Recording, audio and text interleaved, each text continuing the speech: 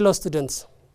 On our last lesson, we have learned the first part of Unit 4, that are the leaf and photosynthesis.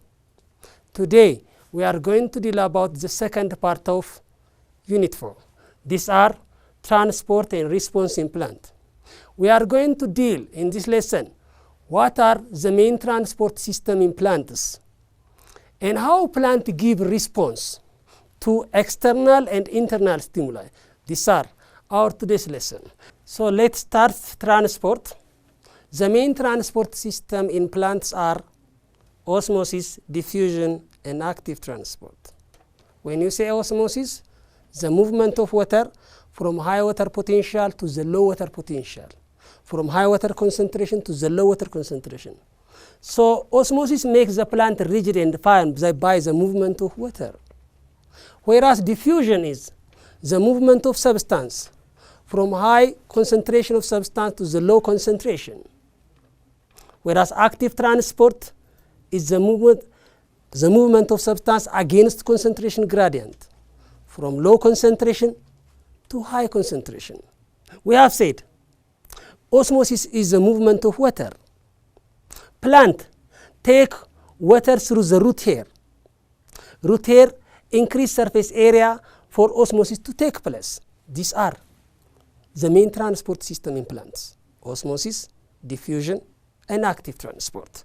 Let's start the two main transport system in plants. Phloem is the first transport system in plants. We transport synthesized food from the leaf to all parts of the plant. Phloem is made up of living tissue. It transports organic material made by photosynthesis. Phloem use energy to move substance, so it is an active transport because it uses metabolic energy. Food substance move in both directions, in upward and downward, two-way. So phloem cells are thin-walled and contain liquid-rich foods. Phloem found in weedy plant next to the ring, in the rings. So phloem transport synthesized food. Phloem transport synthesized food from the leaf to all parts of the plants, from the leaf to the root, from the leaf to the flower, from all parts of the plant. So phloem transport synthesized food from the leaf to all other parts of the plant. The other transport system is xylem. Xylem transport water from the root to the leaf, upward, only one direction. Xylem transport water and dissolved mineral from the root to the leaf. So xylem are made up of dead cell. It's made up of dead cell. Xylem transport water and dissolved mineral. It is no active transport take place because it does not take metabolic energy. It did not use metabolic energy. Since xylem do not use metabolic energy, it is a passive transport. The movement of water in xylem due to transpiration pool. What is transpiration pool? We will see that. So water and mineral transport upward of the plant. So water and dissolved minerals transport only in one direction, from the root to the stem, to the leaf, only one direction. So plant have two transport systems that are xylem and phloem. We have said phloem transport synthesized food from the leaf to the root to the stem in two-way direction, whereas xylem transport water and dissolved mineral from the root to the leaf. These are the two transport system in plants. So the ringing experiment, it checks that whether xylem or phloem transport synthesized food. Whether xylem or phloem tissue are involved in the transport of food material. These are done by the ringing experiment. As you see here in this experiment, removing the ring from the woody branch as a result of removing the phylum tissue, that means if we remove this plant in the ring form, we remove the phylum tissue. As a result of this, we have said phylum transport synthesize food, and the ring is removed here in the form of ring, so the phylum is removed here in the ring. So it prevents the transport of food to the root. As a result of that, there is accumulation of food on the upper side of the ring. So the swelling above the ring where phylum is removed will be caused by the accumulation of sugar. So therefore, this experiment proves that, the ringing experiment proves that phylum tissue are involved in the transport of food material. So the ringing experiment proves phylum tissue involved in the transport of food material. So let us start the need of transport. Plant for what purpose need transport? First, to transport synthesized food from the leaf to all part of the plants. Plant store synthesized glucose in the form of starch, which is osmotically inert. And plant store the deposit starch into root tuber, stem, fruit, and the leaf. For the other purpose, plant need transport is to transport water and dissolved mineral. To transport water and dissolved mineral from the root to the leaf and other part of the plant. Plant need minerals for making of protein, for making of other substance like DNA and other substance. It needs minerals for making of hormones, for making of enzymes. For what purpose plant need water? One, to maintain turgor pressure, and the other is the raw material for photosynthesis. Therefore, transport have two purposes. One, to transport synthesized food, other to transport water and dissolved mineral. And the other, moving water through xylem tissue. The other important question, how water move from the root 20 meters, 30 meters? Because of transpiration stream. Transpiration stream is a constant moving out of water from xylem, from the root to the leaf, whereas transpiration is a constant evaporation of water from the leaf. That's called transpiration. Water enters the root here through the plant by osmosis to the xylem tube. As you see here, plant taking water by using osmosis and transport through the xylem tube using transpiration stream, and constantly evaporate from the leaf through transpiration. So what are the factors which move water upward through the xylem tube? What factor make plant to transport water through the xylem tube? These are the main factors. The first one is root pressure. Is the pressure pushing water upward? What do we mean root pressure? As we know, plant taking water by osmosis, plant taking mineral by active transport, create a hydrostatic pressure. That pressure make plant transport water upward. The other force which make water to move upward is adhesive force. As the name indicates, adhesive force is the force of attraction between the water molecule in the xylem tube. The attraction between the force of water to the tube, that attraction is called adhesive force, the most important force which move water upward. The other is cohesive force. Cohesive force is the force of attraction between the water molecule. The force of attraction between the water molecule is called cohesive force. The other important factor which move water upward is a constant evaporation of water from the leaf. That is the most important factor to transport water upward to the xylem tube.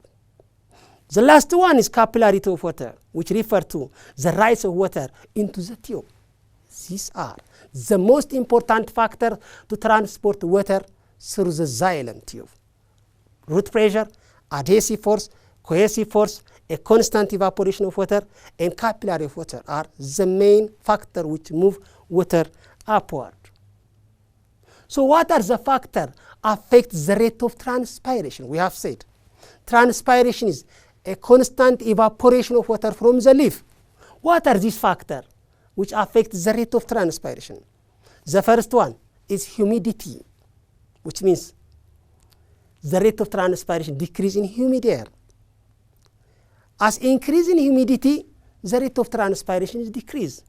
The level of light intensity, the rate of transpiration is very high during the daytime. The other factor which affects transpiration is temperature. Transpiration factor on warm and sunny day than transpiration is faster on warm and sunny day than cold and dully day. So one of the main factors is temperature. The other is wind air movement or air movement. Transpiration faster windy day and than still day. To sum up, transpiration is very high on hot, dry and windy day than humid, cold and dully day. So these are the main factors which affect the rate of transpiration: humidity, light intensity, temperature, and air movement. So the other part we are going to deal is response implant. We have learned transport, and now we are going to deal about the response implant. Just like human, just like other animals, plant give response to the stimuli, to internal and external stimuli. Let's start germination of seed. Before we are going to deal about the germination of seed, it's important to deal the part of seeds. What are the part of seeds? Seeds have these parts. The first one, endosperm. It's a food storage tissue. This endosperm is very important during the time of seed germination. The other is an embryo, which contain a pilumel, radicle, and cotyledon. Pilumel is an embryonic shoot which give rise to the shoot system, the stem and the leaf. And the other radicle, it's an embryonic root. It develops into the root system.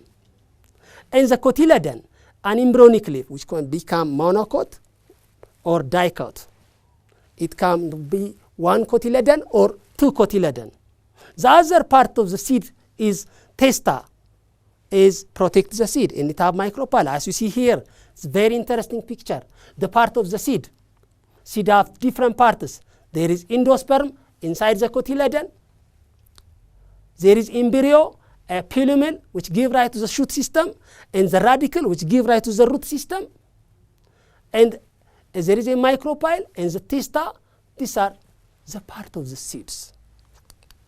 The other, what factor needed for germination? For the seed to start germination, what are the factors? The first one is water. Water is important for hydrolysis of stored food. To break down stored food inside the seed, it needs water. So water is very important for seed germination. The other one is temperature for optimum enzyme activity. As you know, enzyme work at optimum temperature. So for optimum enzyme activity, temperature is very important. The other is oxygen for seed germination. Oxygen is very important for seed germination because to generate energy through aerobic respiration. Therefore, water, temperature, and oxygen are the important factor needed for germination. The other, we have already said, there is enzyme inside the seed to break down stored food. What are these enzymes? The first one is diastase. Convert starch into simple sugar. Lipase, hydrolyze fat into fatty acid and glycerol.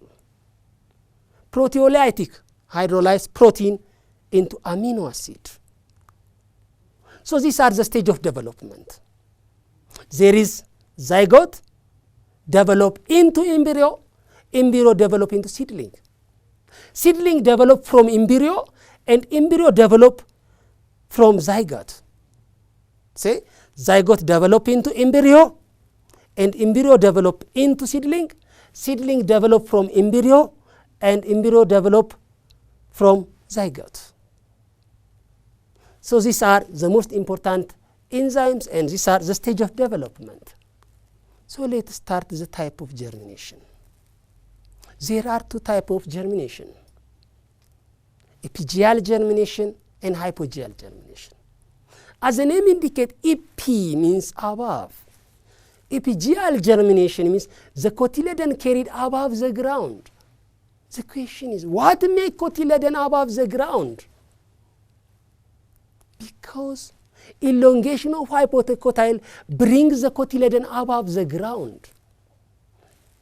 Epigeal is mostly the characteristics of dicot plant, even though some few monocot shows, like onion and lettuce shows epigeal germination. Epigeal is the characteristics of dicot plant. So we have said epigeal germination is a cotyledon carried above the ground. We have said the cotyledon is carried above the ground because of elongation of hypocotyl. This is an hypocotyl. Below the cotyledon is hypocotyl. Above the cotyledon, this one is epicotyl. Above the cotyledon, that is epicotyl, which gives rise to the shoot system, and the hypocotyl gives rise to the root system.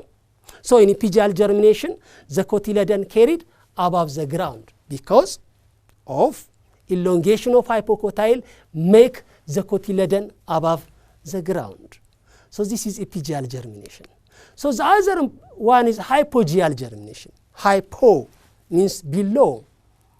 Hypogeal germination means the cotyledon remain below the ground. The question is, what makes cotyledon below the ground? That is an important question. Because in the case of hypogeal germination, elongation of epicotyl. As a result of elongation of epicotyl, makes the cotyledon below the ground. So hypogeal germination means a type of germination which makes cotyledon below the ground. So there are two types of germination: epigeal germination and hypogeal germination. We have said in hypogeal germination, the cotyledon carried above the ground. Epigeal germination, the cotyledon carried above the ground. Hypogeal germination, the cotyledon remain below the ground. So let's start plant hormone and growth. Just like human being, plant give response through hormones. It have a role in growth. It have a role in controlling growth.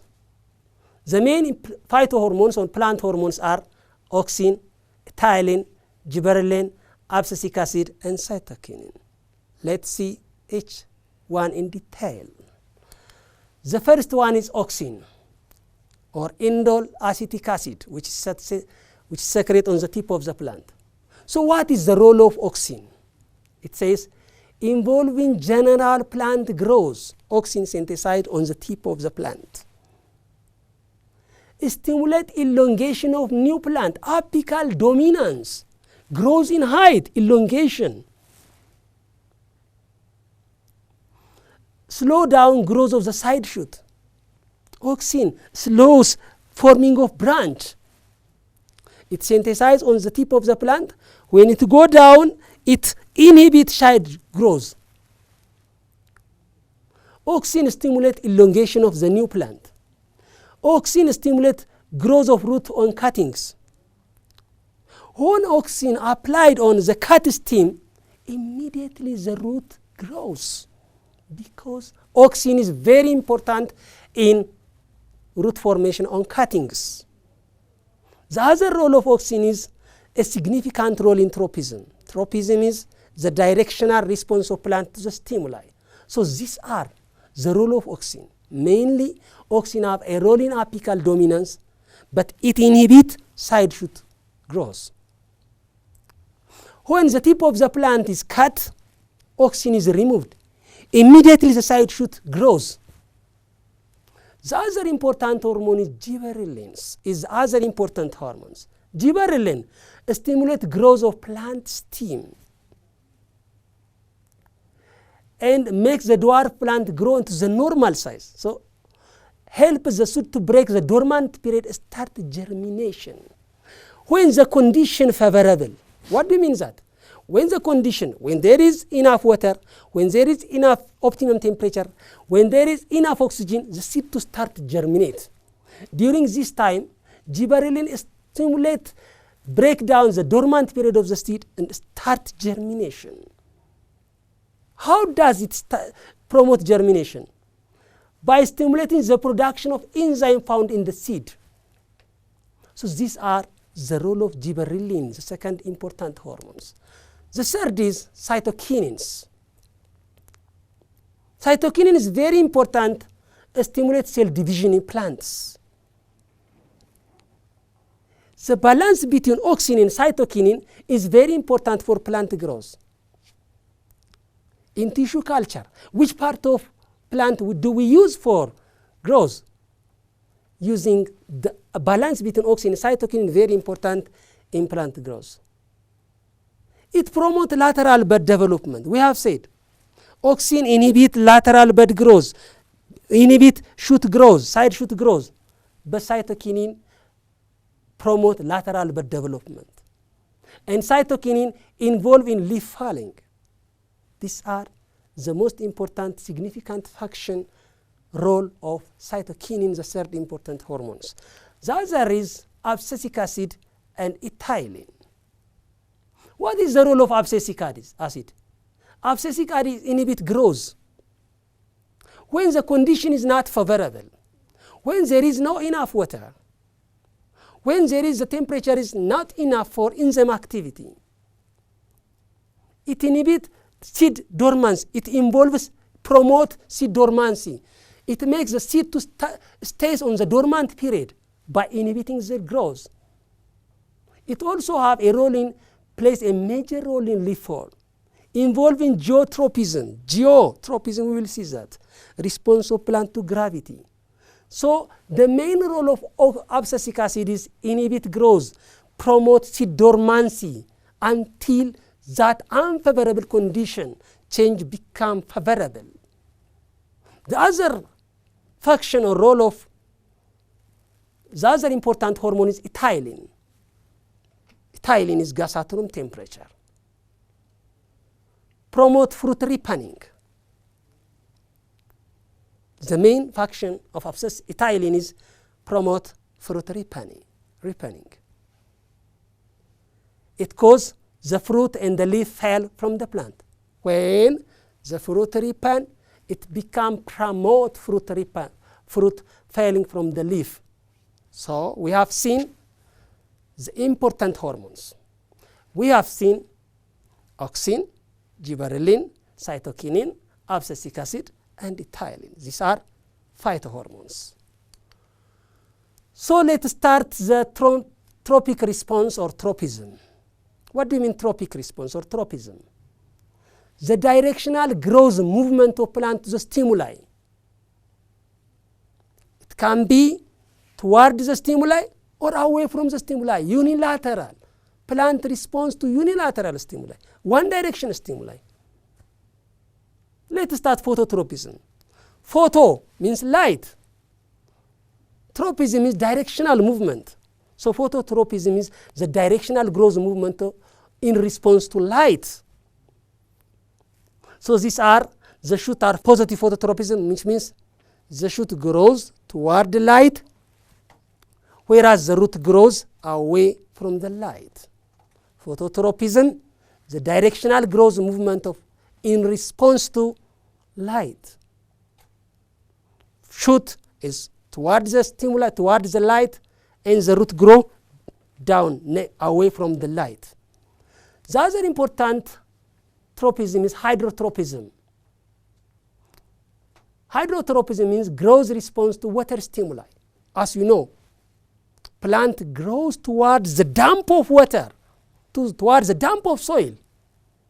The root is positive hydrotropism. The root grows toward the water. The shoot grows away from the water. Away from the water, the shoot grows. The other one is geotropism.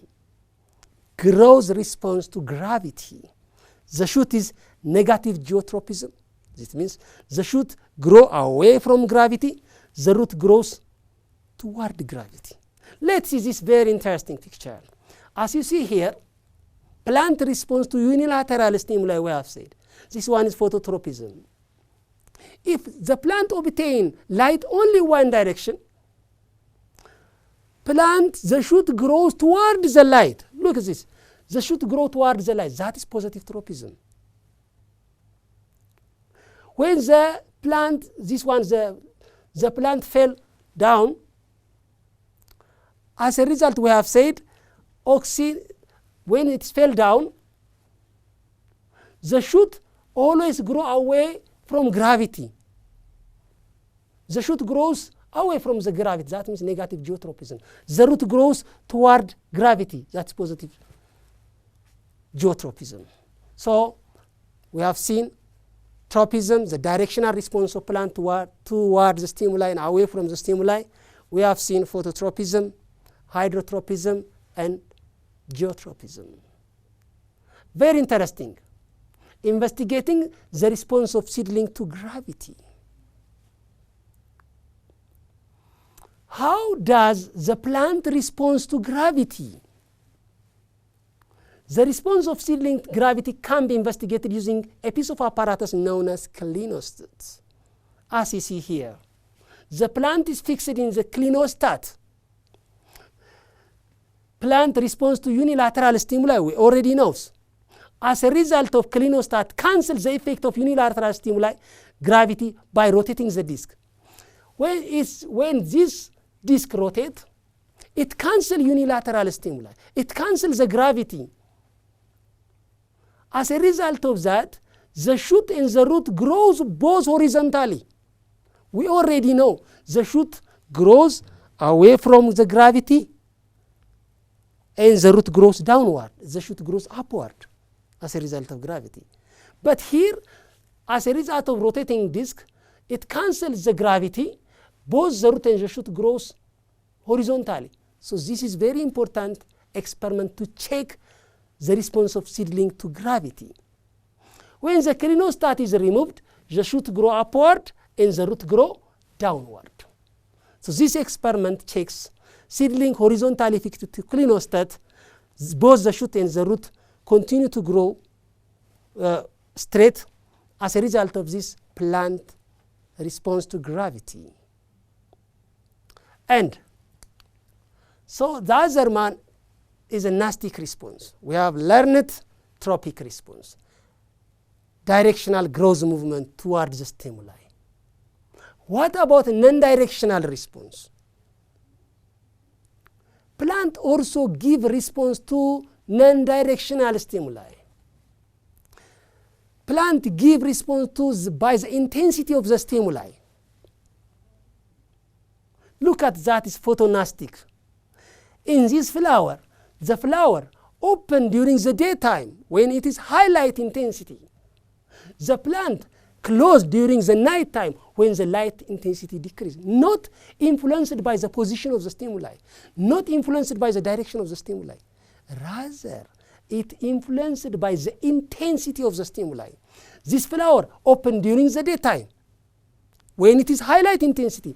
This flower closed during the night time when the light intensity decreases. So that is photonastic. So let's compare tropism with nastic response, or nastic response with tropic response.